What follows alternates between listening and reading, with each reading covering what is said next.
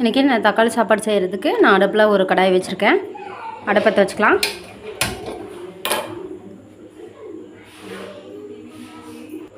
எண்ணெய் ஊற்றிக்கலாம்.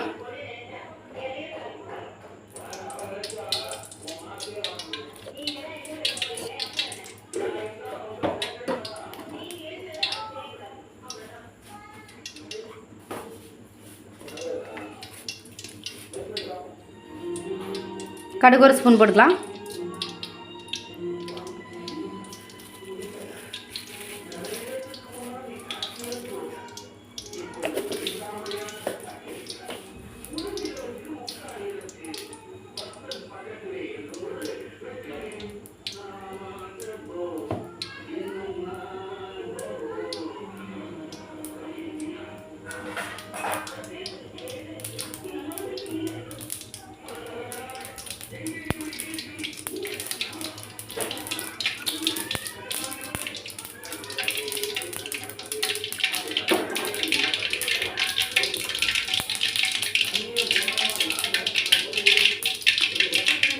ஒரு மீடியம் சைஸ் வெங்காயத்தை பொடியாக நறுக்கி வச்சுருக்கேன், போட்டுடலாம்.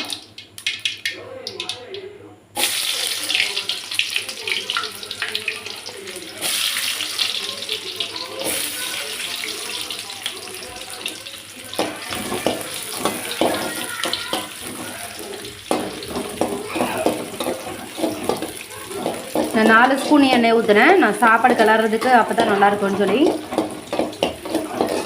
நீங்கள் உங்களுக்கு எவ்வளோ வேணுமோ அவ்வளோ ஊற்றிக்கோங்க.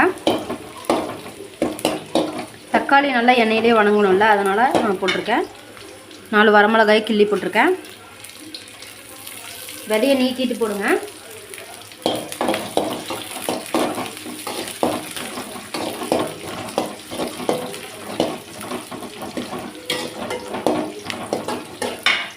நான் தக்காளி வந்து ஒரு 4 தக்காளி வந்து பெரிய தக்காளியாக நறுக்கி வச்சுருக்கேன், அதை போட்டுறேன்.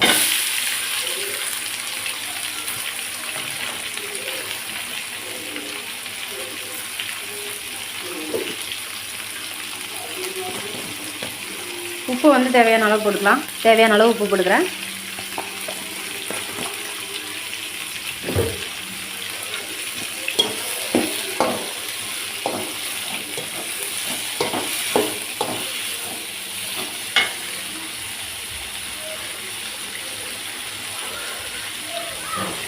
நான் புதினா தழை கொஞ்சம் ஒரு கைப்பிடி போடுறேன். நல்லா தண்ணியில் மண் இல்லாமல் நல்லா அலசி போட்டு போடுங்க. கருவேப்பிலை இருந்தால் போட்டுக்கோங்க, என்கிட்ட இல்லை, அதனால் நான் போடல.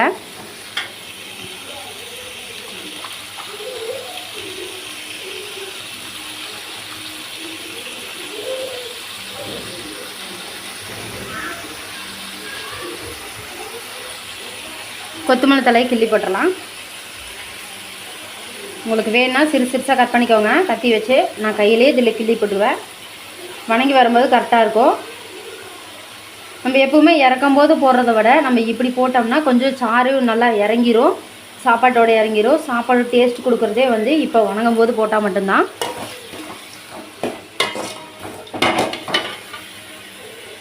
பிடிச்சிட்டு நல்லா வணக்குங்க. நீங்கள் மிளகா வேணுன்னா மிளகுடி கூட போட்டுக்கலாம். நான் வந்து மிளகையே போட்டுக்கலாம்னு சொல்லி போட்டேன். பாருங்கள், தக்காளி வணங்கிட்டு நல்லா. நான் வந்து உப்பு போட்டேன். கொஞ்சம் மஞ்சத்தூள் போட்டுக்கிறேன். கொஞ்சமாக 1/4 ஸ்பூன் மஞ்சத்தூள். 1/4 ஸ்பூனுக்கு கம்மியாக தான் இருக்கும்.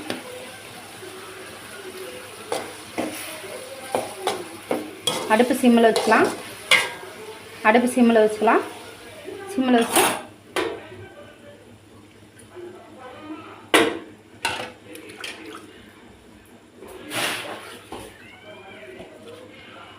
மூடி போட்டு மூடி வச்சிடலாம்.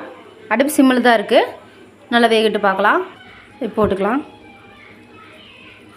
நான் வந்து 2 பூண்டு, 2 பல்லு பூண்டு, ஒரு சின்ன துண்டு இஞ்சி அது துருவி போட போகிறேன்.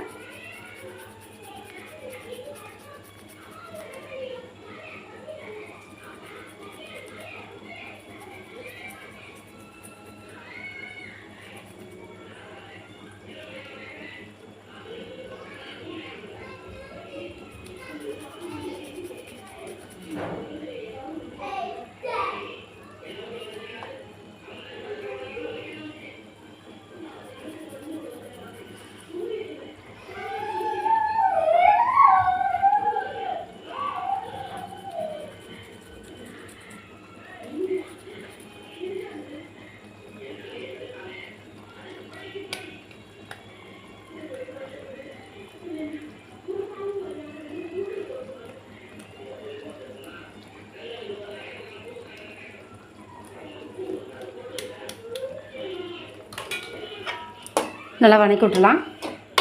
நீங்கள் வந்து இடித்து போட்டுக்கிறதுனால இடித்து போட்டுக்கலாம் இடிகளில். நான் வந்து இடித்து போடல, நான் இதில் போடுறேன். நீங்கள் இஞ்சி பூண்டு வேண்டான்னா நிறுத்திக்கலாம், விட்டுறலாம். நான் வந்து கொஞ்சம் ஃப்ளேவருக்கு நல்லாயிருக்குன்னு சொல்லி நான் போடுறேன். மிளகா கம்மியாக போட்டிருக்கேன், அதனால் வந்து ஃப்ளேவருக்கு நல்லாயிருக்குன்னு நான் போட்டிருக்கேன்.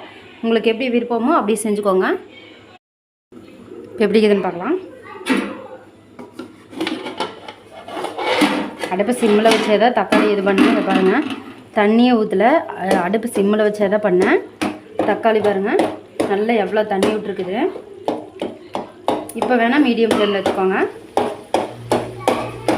தக்காளி எந்தளவுக்கு மசியுதோ அந்தளவுக்கு தக்காளி சாப்பாடு ரொம்ப டேஸ்ட்டாக இருக்கும்.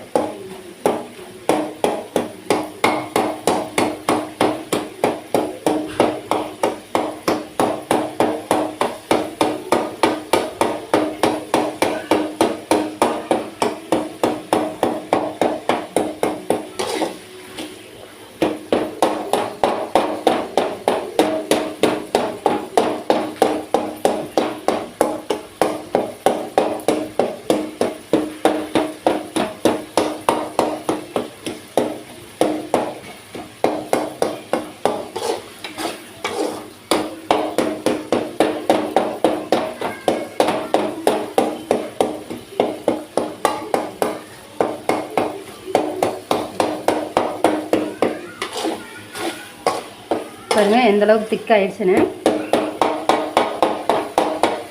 1 2 மட்டும் மசியலை, அதனால் கொட்டி விட்டுட்டுருக்கிறேன்.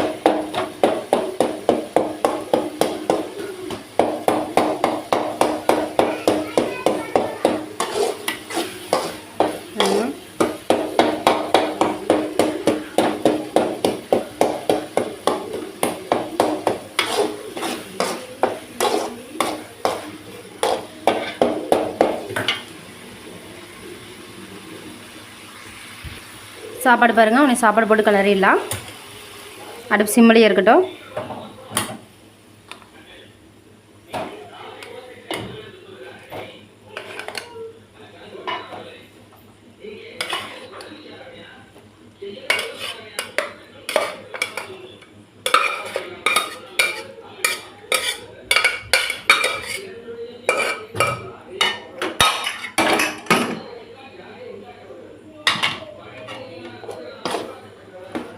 நான் 1 டம்ளர் அரிசி போட்டேன். அந்த 1 டம்ளர் அரிசிக்கு அளவாக சாப்பாடு போட்டிருக்கேன்.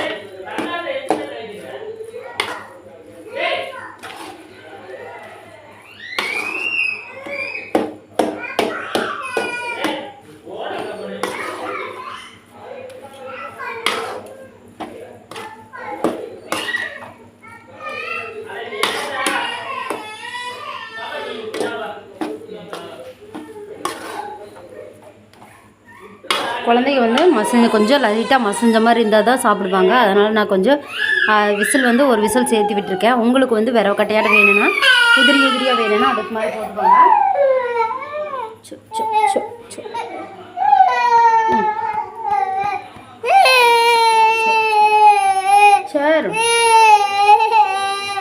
சரி.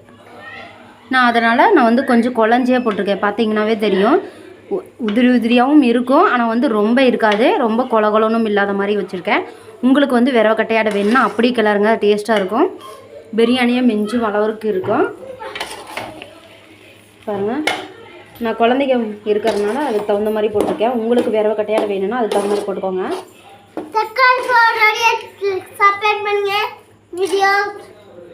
சாப்பிட்டு பார்த்துட்டு எப்படி இருக்குதுன்னு சொல்லி சப்ஸ்கிரைப் பண்ணுங்கள். இது மாதிரி செஞ்சு பார்த்துட்டு எப்படி இருக்குதுன்னு சொல்லி லைக் பண்ணுங்கள், ஷேர் பண்ணுங்கள், சப்ஸ்கிரைப் பண்ணுங்கள், கூடவே இருக்கிற பெல் பட்டனை கிளிக் பண்ணுங்கள்.